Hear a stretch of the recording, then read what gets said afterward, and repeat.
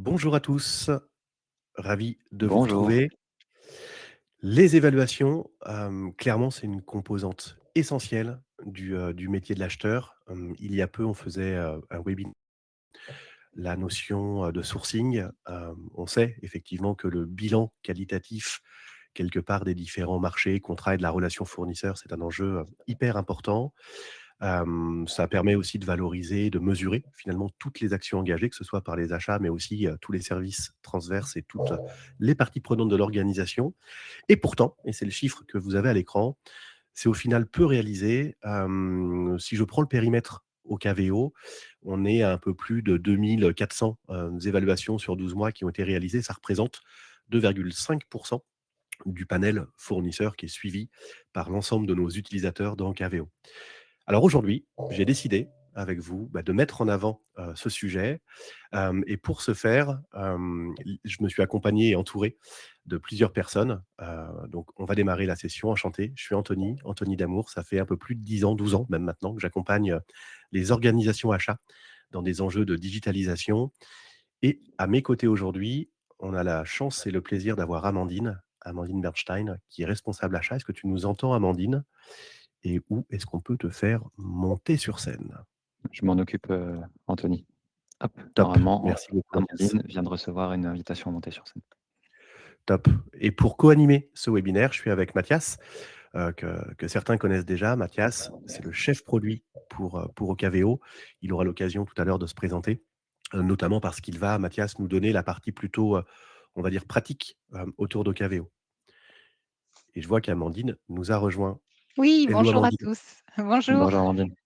Bien, content de te retrouver.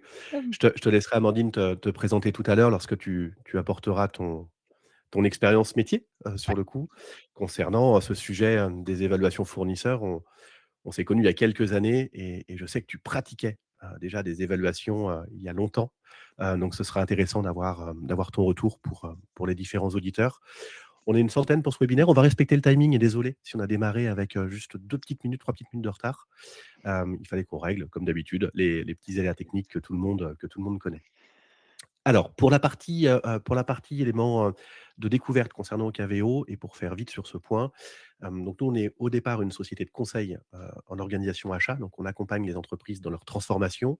On accompagne aussi les équipes de façon hyper opérationnelle dans la montée en compétences, donc au travers de formations. Beaucoup de sujets sur l'IA notamment, aujourd'hui et puis depuis 10 ans, on a lancé, Ocaveo, la solution digitale, qui permet du coup d'aller, accélérer, optimiser, renforcer les process et aussi de centraliser finalement toutes les activités de l'acheteur dans un outil.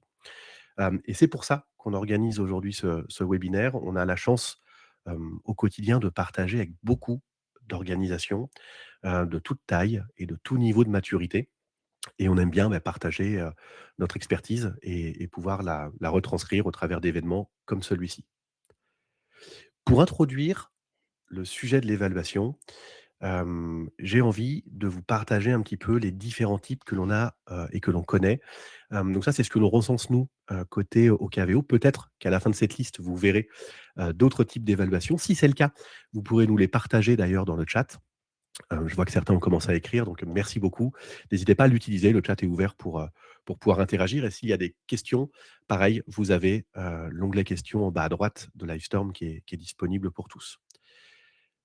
Concrètement, on a recensé 6 principaux types, d'évaluation. Déjà et généralement, tous les acheteurs connaissent ce processus, mais quand on est sur une phase de sourcing, on a, une évaluation préalable au moment de votre onboarding fournisseur et donc là, l'idée, c'est que le fournisseur doit pouvoir, répondre à différentes caractéristiques, souvent administratives ou réglementaires dans vos organisations. C'est aussi le bon moment où sur les métiers, on s'interroge sur la capacité de l'entreprise à pouvoir, délivrer, techniquement, et financièrement les bons indicateurs. Une entreprise à qui on confie, 2 000 potentiellement de marchés, s'ils sont 3, ça marche pas, par exemple et puis si on veut qu'ils interviennent, si je prends les travaux dans un secteur type amiante, s'ils n'ont pas, les certifications, je pense SS3 ou SS4 pour les notions d'encapsulage, de fait, ils ne pourront pas travailler avec vous. Donc on a besoin d'évaluer au préalable les entreprises.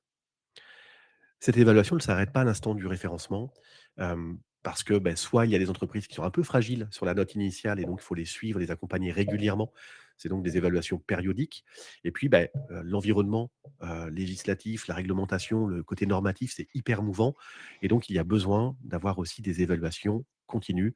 L'objectif, c'est de s'assurer que le partenaire, le fournisseur reste, conforme dans le temps. Un peu plus proche, encore des achats, l'idée c'est de se dire qu'on est capable, aujourd'hui de mesurer la performance, métier, la performance opérationnelle des entreprises et donc là, c'est plutôt le suivi d'indicateurs, de KPIs, d'indicateurs objectifs, le respect des SLA, le respect de la politique ou des enjeux RSE, des nouvelles réglementations du type DORA, par exemple, pour les prestations NTIC. Bref, l'idée, c'est de pouvoir piloter et évaluer la performance opérationnelle, du fournisseur dans le cadre de son contrat.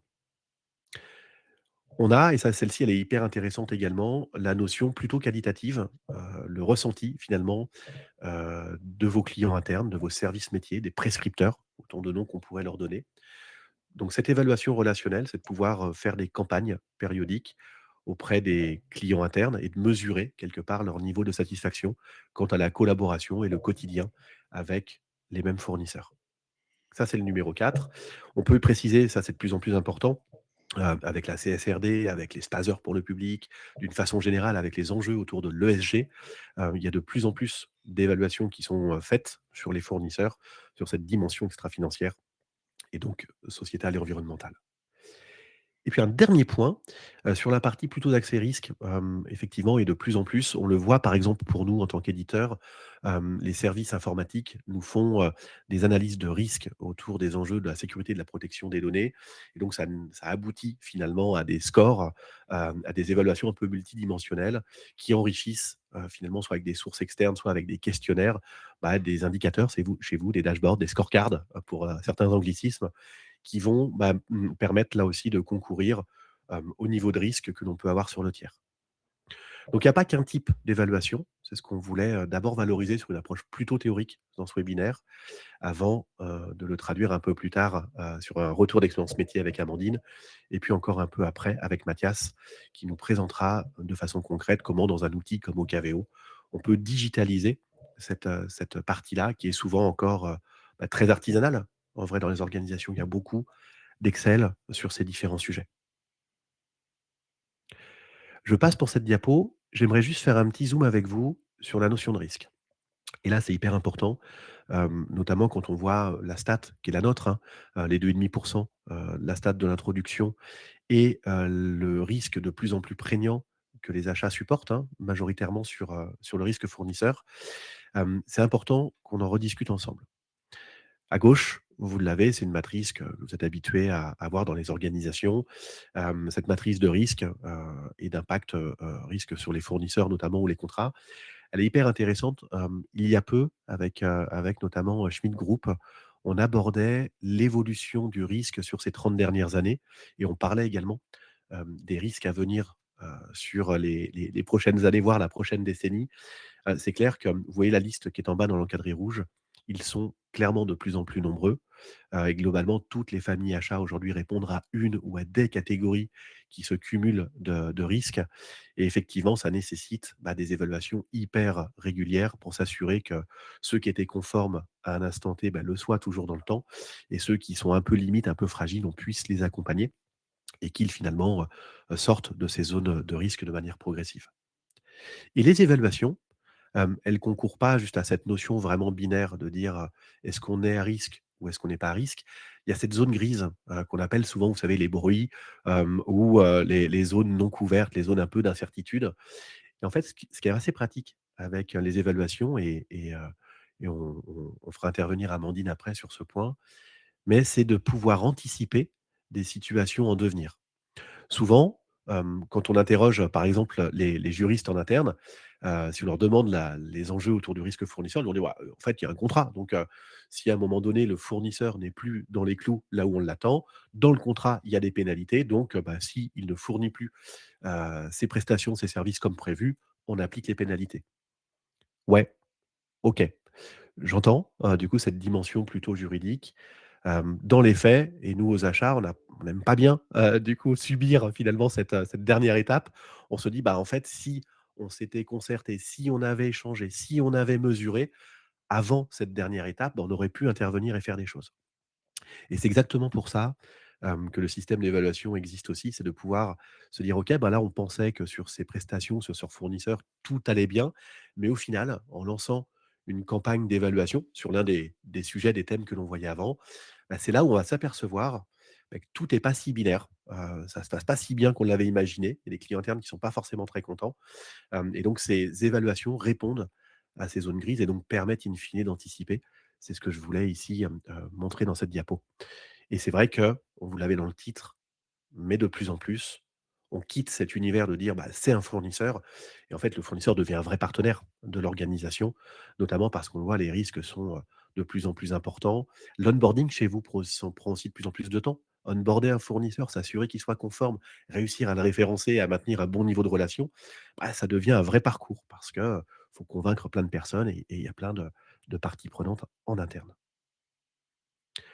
Voilà ce que je voulais vous dire en introduction sur une partie plutôt théorique.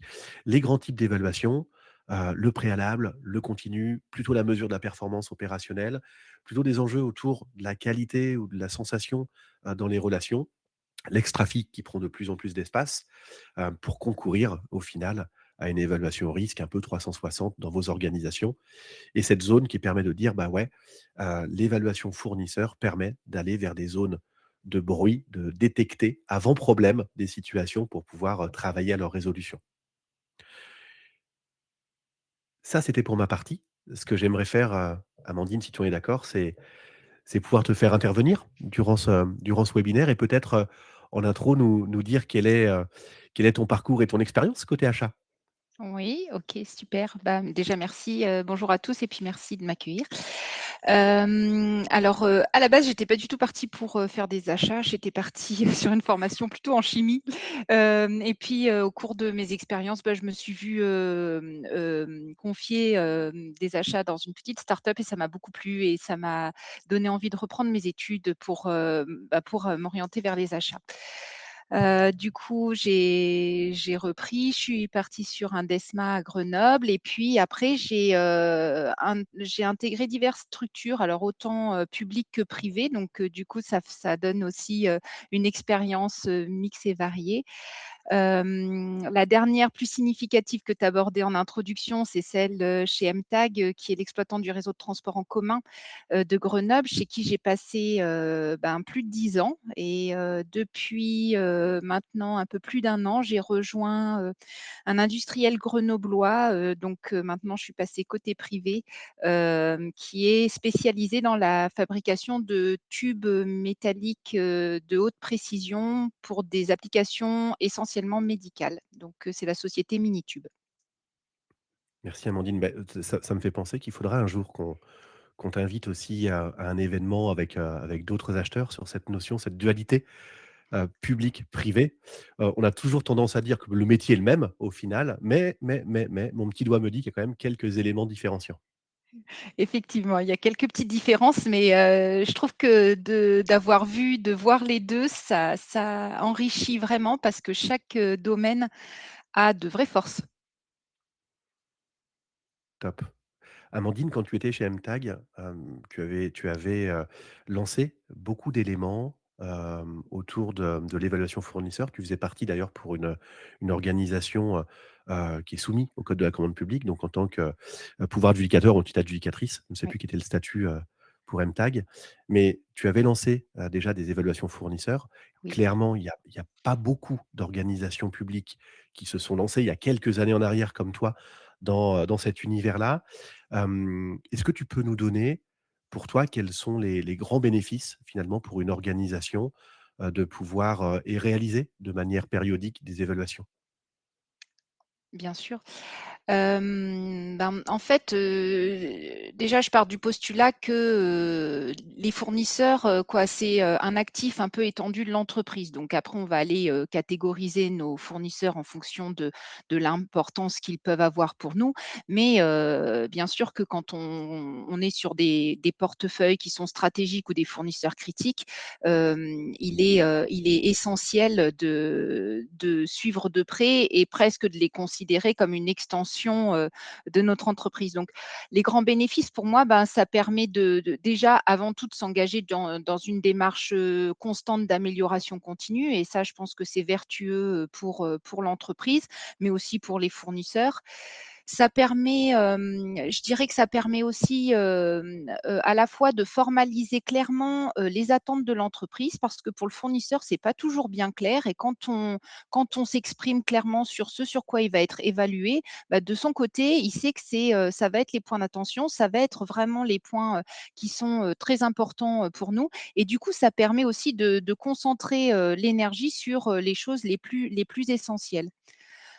Intéressant. Hem, ça permet aussi, ben, de valoriser, hein, ces fournisseurs, les bons fournisseurs, en interne, ça permet de les valoriser, de valoriser ces best in class. On on sait souvent s'exprimer quand, ça dysfonctionne et c'est bien de le faire, mais c'est chouette aussi de pouvoir, et ben, afficher, les meilleurs fournisseurs, de les valoriser, auprès des clients internes. Je trouve que c'est, hyper important. Et puis, bah, tu l'évoquais, tu parlais de risques tout à l'heure, ça permet aussi, ben, d'identifier des risques et puis de mettre, le plus possible, autant que possible, sous contrôle ces risques-là. Évidemment, de formaliser aussi des défaillances. J on est plus libre dans nos choix de fournisseurs, quoi. Maintenant, je suis plus libre en étant dans le privé, sur mes choix de fournisseurs, mais en étant, sur des marchés publics, on avait moins ces libertés et il y avait quand même une petite ouverture, dans le code qui permettait, à partir du moment où on avait vraiment formalisé, des dysfonctionnements, ben, de se laisser la possibilité de ne pas renouveler, avec les mêmes fournisseurs et du coup, c'est de cette manière-là que je le présentais à mes clients internes aussi en Mmh. leur disant: «Bah, regardez, en fait, si vous faites ce travail-là avec nous d'identifier les dysfonctionnements, ça nous permettra, ben, demain de mieux exprimer notre besoin, mais aussi possiblement de se dire: «Ben non, ce fournisseur, il a été extrêmement défaillant, sur la période passée. On valide le fait qu'on ne repart pas avec ce fournisseur-là». Ah ouais, c'était une question que j'avais pour toi justement, l'implication d'autres parties prenantes. Donc toi, c'est quelque chose que tu faisais main dans la main avec les métiers? Oui, vraiment. Alors, c'est vrai qu'il y a différents niveaux d'évaluation et tu l'as très bien présenté en introduction. La manière dont on travaillait chez MTAG, effectivement, on faisait ça main dans la main.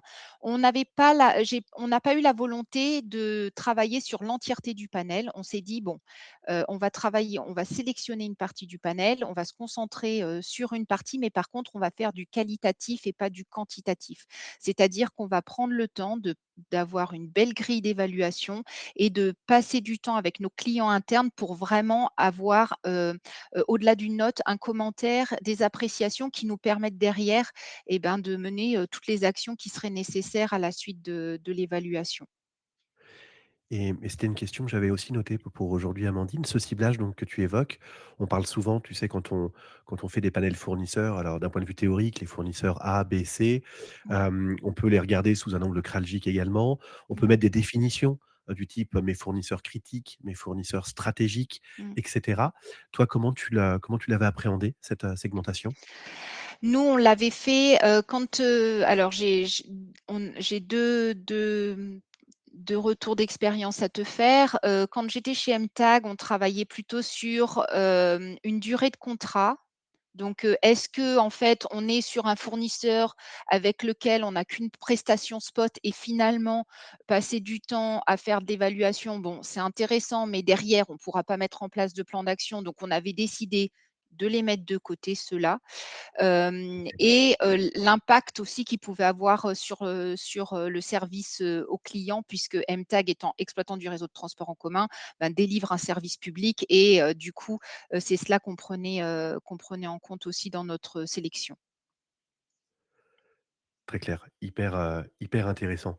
Hem, L'alignement pour toi avec la politique achat de l'organisation.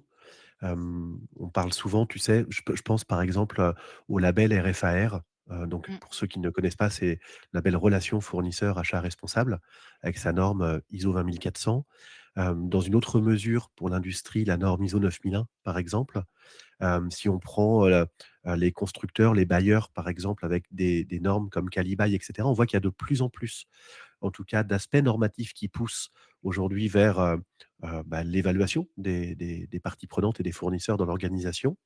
Hem, Est-ce que toi, aujourd'hui, de par ton expérience, tu sens, que ça monte de plus en plus dans les organisations, que ça se rapproche, peut-être que c'est porté aussi davantage par la direction générale et que ça devient un outil quelque part de pilotage? Je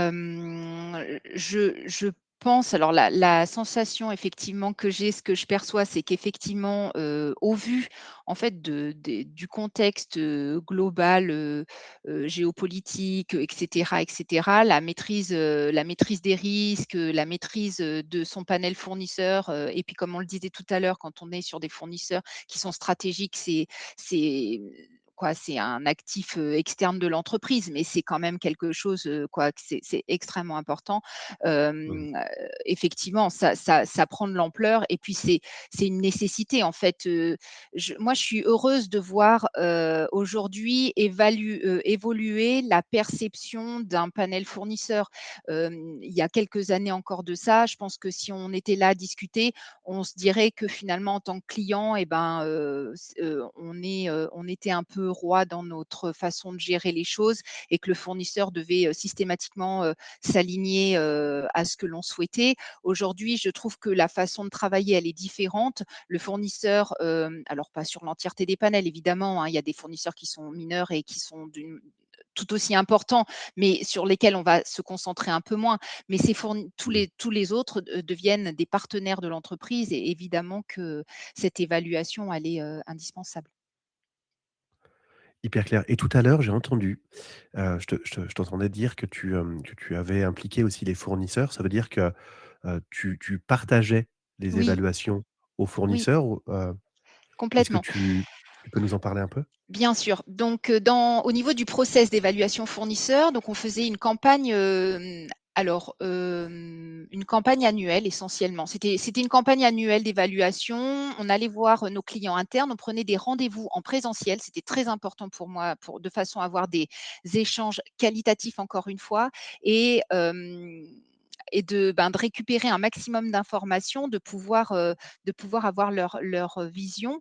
J'en profite pour faire une petite anecdote aussi, c'est que, pendant ces évaluations, on s'était rendu compte au début que le système de notation ne convenait pas. On notait de 1 à 4 et on voyait que le client interne avait finalement un peu de difficulté à poser une note au fournisseur, surtout si elle était sanctionnante parce que, il n'était pas à l'aise avec ça.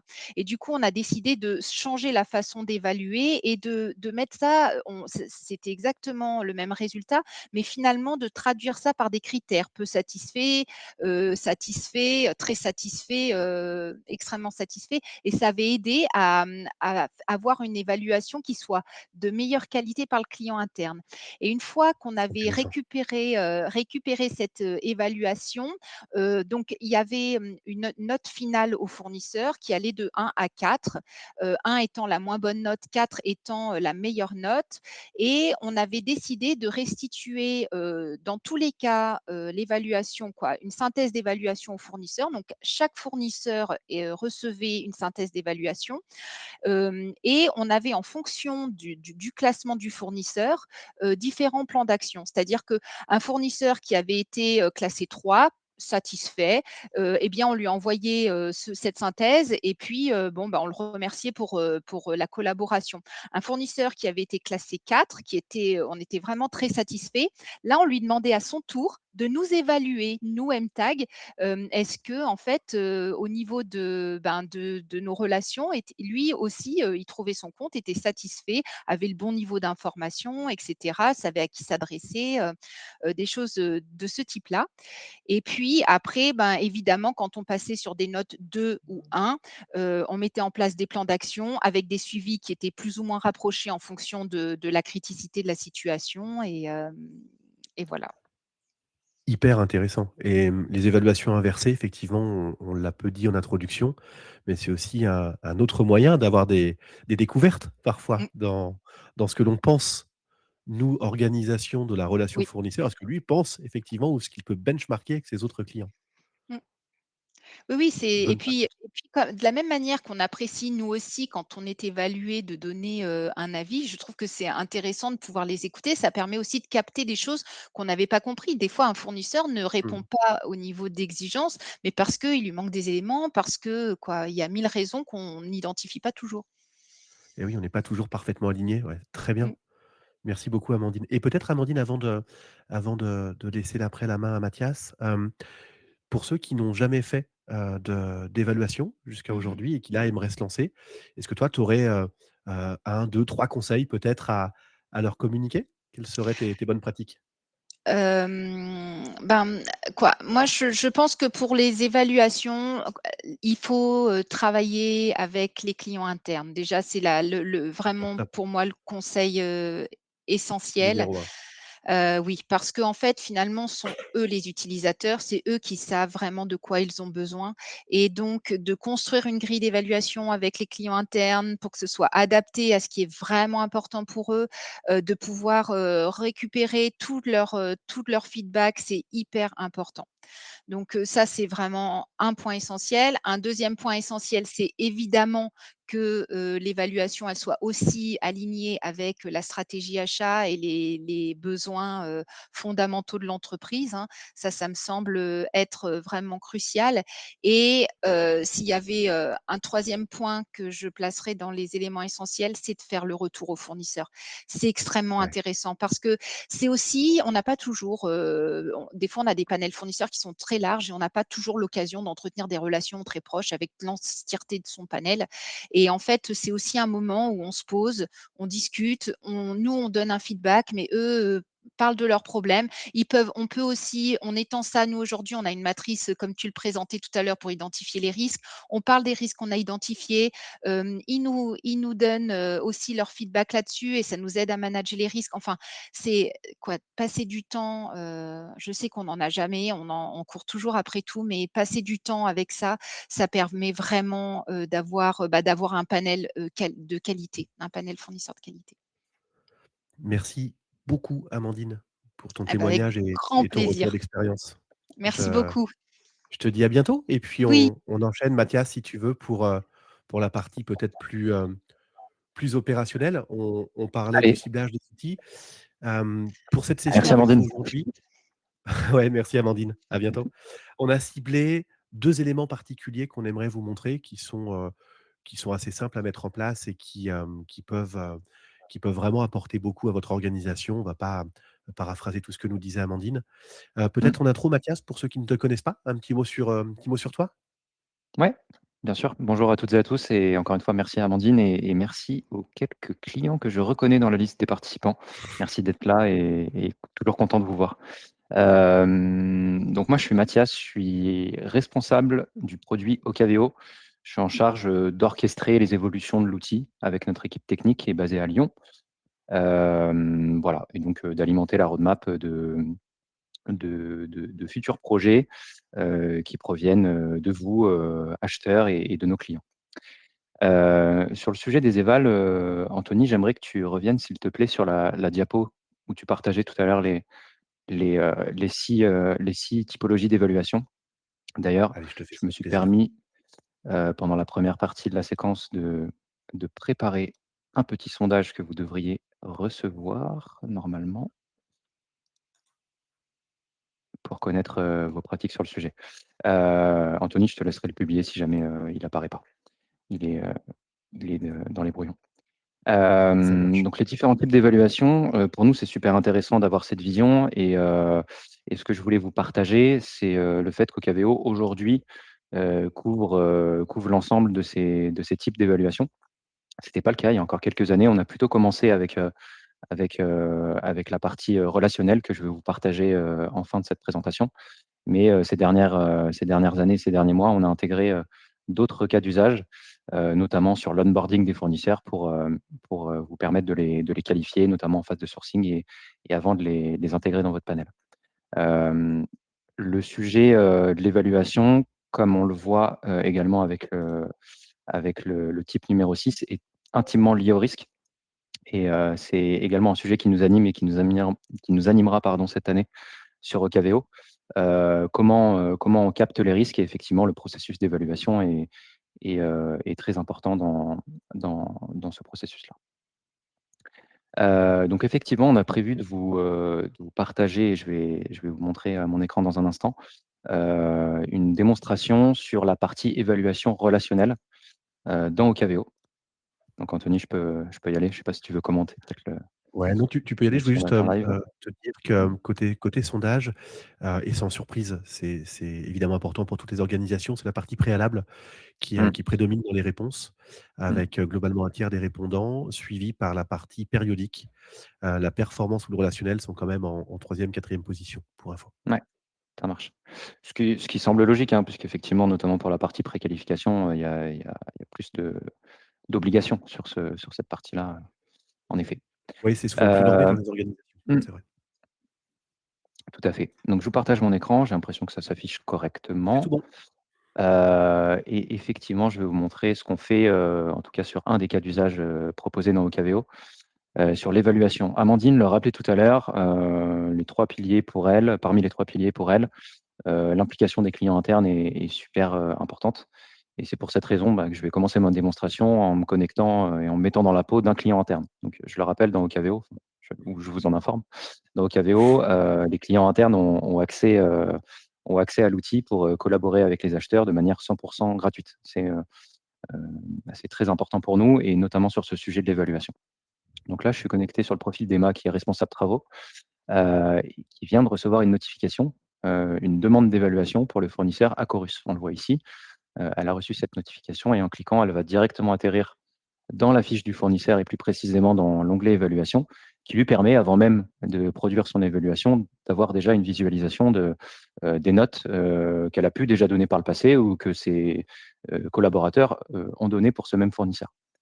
Donc dans cette page d'évaluation des fiches fournisseurs dans OKVO, on offre une vision, assez synthétique et un compte rendu des évaluations passées avec, la possibilité de voir la progression dans le temps du fournisseur, notamment. Et ce qui est intéressant aussi, c'est, cette notion de comparaison des prestations, puisqu'un fournisseur évidemment peut intervenir sur plusieurs familles d'achats et l'idée ici, c'est de le comparer aux autres fournisseurs de votre base sur ces mêmes familles. Donc voilà. Ensuite pour, la production de l'évaluation, je vais cliquer sur ce bouton qui va me donner accès à ce formulaire. Encore une fois, dans la volonté d'impliquer et de simplifier la relation avec les clients internes, on a voulu, proposer un formulaire le plus simple possible et pas simpliste, mais vraiment simple, dans le sens où il y a aucune friction, pour un client interne pour, renseigner l'évaluation en quelques minutes. Il a la possibilité de partager son avis à l'équipe achat. Donc il peut renseigner, s'il le souhaite, la période qu'il évalue, si, on est dans le cadre d'un contrat par exemple. Il peut évaluer, comme je le disais avant, la prestation ou toutes les prestations, du fournisseur sur lequel le fournisseur est positionné. Et ensuite, il a accès à un certain nombre de critères. Donc les critères ont un libellé et une description et il va pouvoir saisir, positionner le fournisseur sur les différents critères qui sont à sa disposition. Certains d'entre eux sont obligatoires, vous le voyez avec, les petites étoiles. Hem, je précise que ces critères, ils sont entièrement personnalisables et là, je reviens sur le 2e pilier, évoqué par Amandine tout à l'heure, l'adéquation avec la politique achat. Évidemment, le formulaire, d'évaluation, dépend d'un contexte. Vous n'allez pas évaluer un fournisseur de travaux et un fournisseur d'informatique de la même manière et avec les mêmes critères. Donc tout ça, vous avez la possibilité de le personnaliser dans le référentiel d'OKVO et donc d'ajuster les critères en fonction du contexte dans lequel l'évaluation est produite. Donc je renseigne les notes et ensuite j'ai même la possibilité d'ajouter un commentaire si je le souhaite. J'enregistre et ça vient alimenter la restitution, ici que je vous partageais, juste avant. Et je vois bien ici mon évaluation et en retour, l'acheteur qui m'avait sollicité, reçoit une notification qui l'informe que j'ai, répondu à sa sollicitation initiale. Voilà pour ce point et je vais revenir sur mon profil initial. Ouais, ce que je voulais juste te dire, C'est-à-dire Mathias, pendant que tu ouais. te reconnectes sur Mmh. l'autre profil, c'est que, là, on était donc dans la peau d'un client interne, d'un prescripteur avec ses accès, gratuits au KVO. Tu as Mmh. montré, la petite cloche en haut, donc le centre de notification. Je précise qu'effectivement, quand vous lancez votre campagne, il va également, ce client interne, être alerté par mail, Et donc il aura dans ce mail le lien qui, quand il va l'ouvrir, arrivera exactement sur ce que tu as pu nous montrer Mmh. et ce que tu nous montres d'ailleurs. Ouais, tu fais bien de le préciser, merci, merci Anthony. Donc là, je suis de retour sur la page d'évaluation du fournisseur Acorus, cette fois-ci en tant qu'acheteur. Ça me permet de vous montrer des choses que je ne vous ai pas partagées, la possibilité de jouer sur l'affichage, de filtrer, cette page d'évaluation, pour, par exemple, faire un focus sur, une des familles sur lesquelles intervient le fournisseur, en l'occurrence la charpente, et là, on voit que les indicateurs sont, filtrés sur la partie gauche. Voilà, et ce que je voulais ajouter avant de vous parler des campagnes d'évaluation, encore une fois en lien avec, ce qu'expliquait Amandine, dans la première partie de cette séquence, c'est la possibilité de partager les évaluations aux fournisseurs. Ça, c'est une fonctionnalité qu'on a intégrée, plus récemment dans OKVO. En cliquant sur ce bouton, on a la possibilité d'extraire un, document PDF qui sera partagé aux contacts fournisseurs connus dans OKVO, avec la possibilité d'anonymiser un certain nombre d'informations. Peut-être que dans les commentaires, il y a des choses que vous ne souhaitez pas partager. Voilà, vous pouvez décocher la case et du coup, l'édition, de la page d'évaluation qui sera envoyée au fournisseur sera, cette information sera masquée dans le document. Attends, donc là, ça veut dire que tu peux éditer une synthèse des différentes évaluations sur la période de ton choix. Mmh. Et après ce document, je l'enregistre sur mon bureau, je vais dans ma boîte mail et je l'envoie au fournisseur? Comment ça se Non, non, passe? non, il part directement, d'OKVO et il est réceptionné dans les boîtes mail des contacts fournisseurs qui sont renseignés dans la fiche. Top, donc tout est centralisé dans l'outil. Super. Tout est centralisé dans l'outil, effectivement. Tout à fait. Je poursuis avec une 2e démonstration, s'il me reste quelques minutes, je vais essayer d'aller vite, Anthony, pour vous parler des campagnes d'évaluation, et ça aussi, c'est super important. En gros, là, dans la première démo que je vous ai partagée, c'est un acheteur qui a sollicité un client interne. L'idée, Amandine parlait tout à l'heure, d'évaluation, annuelle, c'est de produire des campagnes où on vient solliciter un groupe de clients internes, sur un périmètre donné. Donc pour ceci, on dispose, et on propose à nos utilisateurs un module dédié de demandes internes, parmi lesquelles, dans les différents cas d'usage proposés, on va retrouver cette fonctionnalité de campagne d'évaluation qui va permettre, par exemple, de lancer des campagnes d'évaluation des fournisseurs stratégiques, avec un S. Hop, je vais très vite sur le renseignement du formulaire. On a la possibilité, d'indiquer là aussi une période, d'évaluer des prestations, c'est-à-dire des familles spécifiques, et d'utiliser des modèles que vous aurez, préparés, encore une fois, dans votre, référentiel OKVO. Donc là, j'ai créé ma demande. Par défaut, OKVO me propose des critères qui sont ceux que j'ai personnalisés, dans mon environnement, mais j'ai tout à fait la possibilité d'ajouter des sous-critères si je le souhaite, par exemple sous la qualité. Nouveau sous-critère ici, et de gérer une pondération. Là, on voit par exemple que l'avant-dernier critère a une pondération, de 2, alors que le critère qualité a une pondération de 5. Voilà. Vous pouvez, en somme, ajuster et personnaliser là aussi les formulaires qui seront envoyés aux évaluateurs. Ensuite, vous définissez le périmètre, j'en parlais tout à l'heure. Donc là, on a indiqué que c'était les fournisseurs stratégiques. Donc grâce au filtre proposé, je vais pouvoir sélectionner cette propriété et obtenir les 29 fournisseurs stratégiques qui composent ma base OKVO. Je les ajoute, pardon, à ma sélection. Ensuite, je peux indiquer que je souhaite aller, heu, envoyer cette demande aux responsables des fournisseurs et aux contacts techniques des contrats, dont ces fournisseurs sont titulaires. Je valide, et ensuite j'ai ma liste d'évaluateurs qui est pré-remplie. Voilà. Donc j'envoie ma demande, et ensuite tout le process d'évaluation que je vous ai déjà partagé, dans la première partie, se poursuit. Mais voilà, là ça permet d'adresser, plusieurs utilisateurs, d'un seul coup, et de récolter, beaucoup de feedback à travers une seule opération. Donc voilà ce qu'on pouvait vous partager, cet après-midi. Comme je le disais, les autres cas d'usage sont également couverts dans la solution. On propose, des formulaires personnalisés avec, des réponses libres, pour la partie, plutôt qualification. Voilà, tout un tas de choses qu'on aura le plaisir de vous faire découvrir à l'occasion de prochains webinaires. Et juste un mot pour terminer, Anthony, je te laisserai la main pour la conclusion. Vous dire, une chose sur les prochaines étapes, pour nous, au niveau du produit, et de ses évolutions, sur le sujet des évaluations. La prochaine étape, et j'en parlais, encore ce matin avec, notre directeur technique, c'est, d'avoir une vision, en tout cas de renforcer la vision communautaire, c'est-à-dire de partager les résultats des évaluations à l'ensemble de notre base d'utilisateurs. C'est-à-dire je suis, client d'Ocaveo pour, une collectivité. Ça m'intéresse potentiellement de connaître, les notes, obtenues, pour les fournisseurs que j'ai en commun avec tel autre client d'Ocaveo. Donc ça, on a toute la matière pour le faire. Aujourd'hui, on dispose de plusieurs milliers, d'évaluations dans Ocaveo et donc, pour certains fournisseurs, ce serait intéressant de partager une note moyenne un petit peu sur le modèle de Google, directement dans la plateforme. Ça, c'est une évolution qu'on intégrera dans les prochains mois.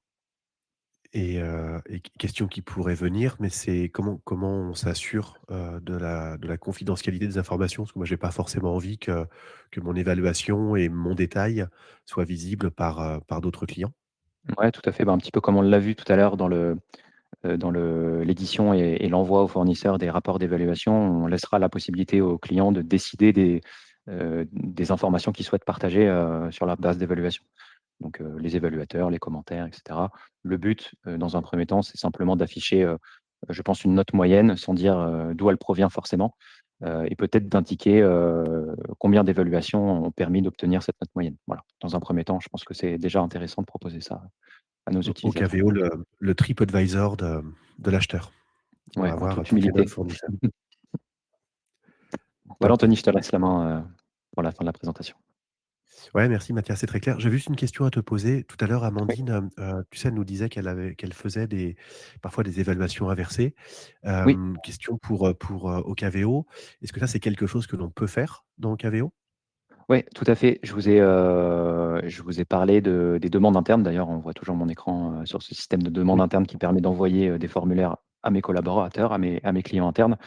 Il y a ce même système de demande vers l'extérieur, c'est-à-dire vers les fournisseurs, où, vous pouvez leur envoyer des grilles de notation, où là, ce sont eux qui vont vous noter.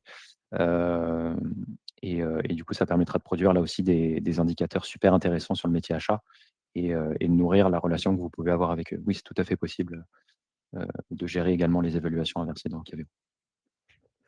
Top. Et c'est vrai que nous, on a de plus en plus de demandes, également sur des questionnaires un peu élaborés. On Mmh. parlait de l'ESG tout à l'heure, donc ça, on ne l'avait pas prévu de vous le montrer en détail aujourd'hui, mais si certains d'entre vous, sont intéressés, pour voir comment on peut créer des questionnaires élaborés avec des familles, sous-familles, plein de critères, plein de systèmes, différents d'évaluation, n'hésitez pas. On est à votre disposition avec Mathias pour pouvoir, vous montrer des éléments. Ah, je vois que tu viens vers nous avec une réponse sur l'évaluation inversée, c'est ça? Ouais, non, non, je vais pas le démontrer, je pense qu'il nous reste pas assez de temps, mais voilà, juste pour vous montrer la possibilité de créer différents types de questionnaires, comme on l'indiquait, mais je pense que ça pourra faire l'objet de d'autres, et de futures, présentations. Oui, c'est valable pour tous les métiers. Je disais en Mmh. introduction que, notamment sur la partie sécurité des systèmes d'information, nous, en tant qu'éditeurs, on était sollicités. Typiquement, c'est un cas d'usage hyper intéressant. Vos DSI, et ça concerne tous les clients, peu importe la taille, peu importe, le secteur privé, public et cetera. Bah, il y a un service, informatique. La sécurité des systèmes d'information et les enjeux cyber, c'est hyper prégnant aujourd'hui. Plutôt que de faire des formulaires, par Excel que l'on partage via Outlook ou via la messagerie, là encore, c'est des cas d'usage qu'on peut adresser. On peut les faire directement dans Caveo, donc ça, c'est plutôt chouette. Exactement. Merci beaucoup. Mathias, pour Merci à ta toi Anthony. disponibilité pour la démonstration. Un grand merci Amandine pour ton retour d'expérience. Merci à tous les participants pour ce webinaire. C'était un plaisir de vous retrouver, de parler de ce sujet. On vous réserve des surprises sur les prochains webinaires. Il y en a 2 qui sont planifiés déjà sur le mois de juin. On vous enverra rapidement les informations. Belle journée aux achats, tout simplement. À vous de vous lancer dans une campagne d'évaluation, allez, avant l'été et puis, on a envie de vous dire à bientôt. Bonne À journée. bientôt, merci. Merci Anthony.